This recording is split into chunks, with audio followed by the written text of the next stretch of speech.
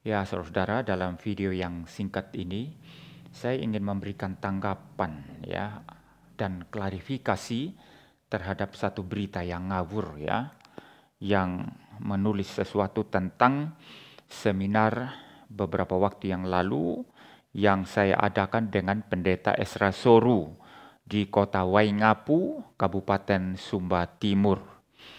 Ya, berita ini ditulis oleh MMC News ya. Ini saudara. Coba dilihat dulu ini pas enggak kameranya. Ya, ya, ya. Ya, itu beritanya saudara ya. Dari MMC News ya. Judul beritanya adalah hadirkan para pendeta GKS Waingapo gelar seminar keimanan. Ini cara menulis Waingapu saja sudah salah ya. Ditulis Waingapo ya. Yang benar itu Waingapu. U bukan O di belakangnya ya. Lalu kesannya judul berita ini seolah-olah penyelenggara itu adalah GKS ya, Gereja Kristen Sumba, dan menghadirkan saya dan Pendeta Esra Soru. Nah ini salah.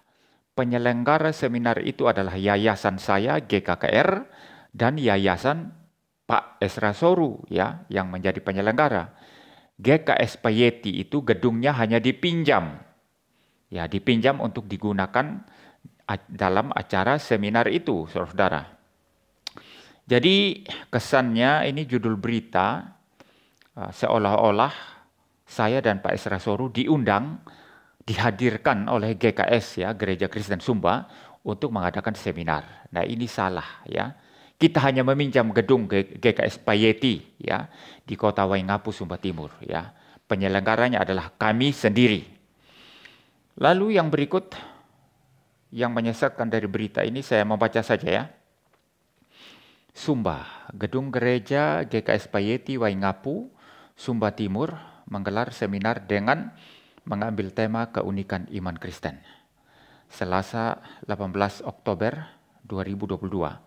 Kegiatan ini dibagi menjadi 3 sesi, yakni sesi pertama diisi oleh Pendeta Muriwali Yanto Matalu, PhD.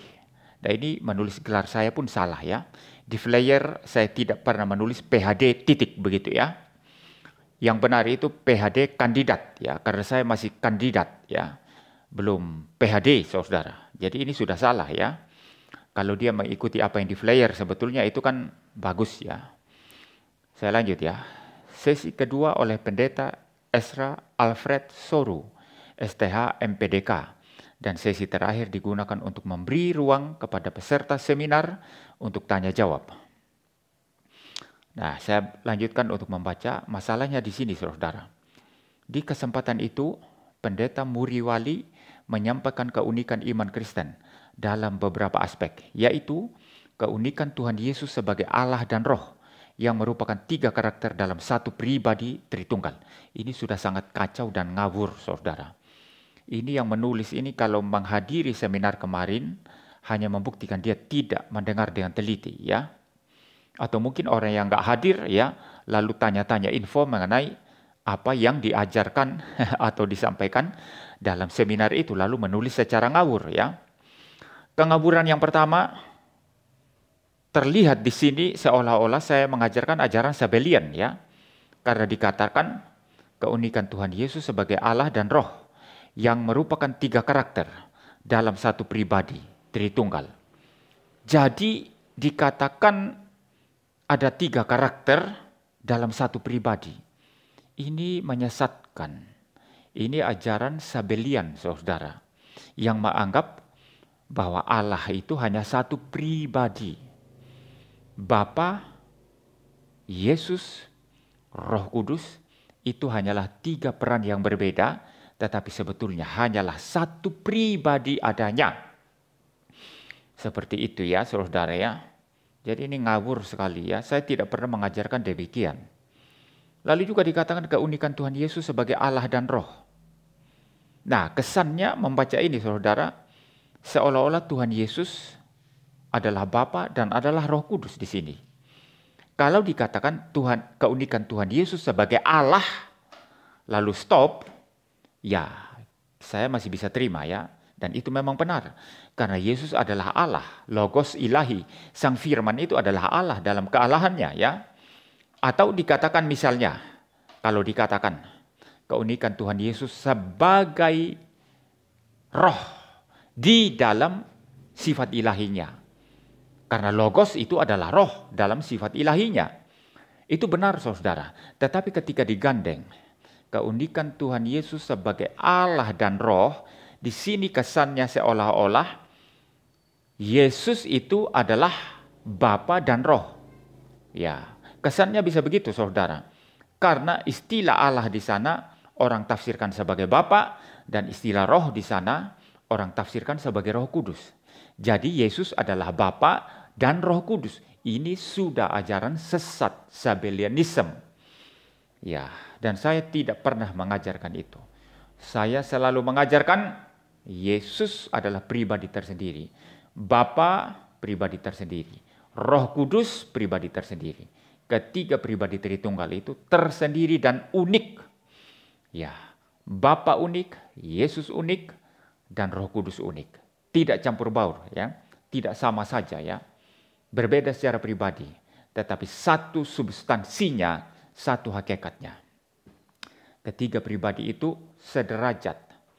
Ya, dalam kemuliaan setara, ya, dalam kekuasaan setara, equal in power and glory, ya.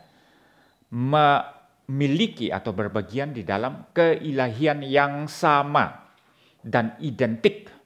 Maka kealahan Sang Bapa itu juga kealahan Sang Anak, yaitu Logos, yaitu Yesus Kristus, dan itu juga kealahan daripada Allah Roh Kudus.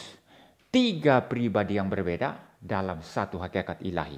Nah, ini penjabaran daripada doktrin Allah Tritunggal itu yang konservatif, yang sehat, yang sejati, yang benar. Ya. Tapi kalau apa yang saya baca di sini ini Sabellianisme ini. Keunikan Tuhan Yesus sebagai Allah dan Roh yang merupakan tiga karakter dalam satu pribadi. Saya tidak mengajarkan itu dalam seminar itu. Maka penulis berita ini sangat ngawur dan sangat kacau sekali ya ketika salah menyampaikan atau salah menuliskan apa yang saya ajarkan. Saya lanjut lagi membaca ya. Senada dengan Pendeta Ezra, dia memaparkan keunikan iman Kristen dalam konsep keselamatan.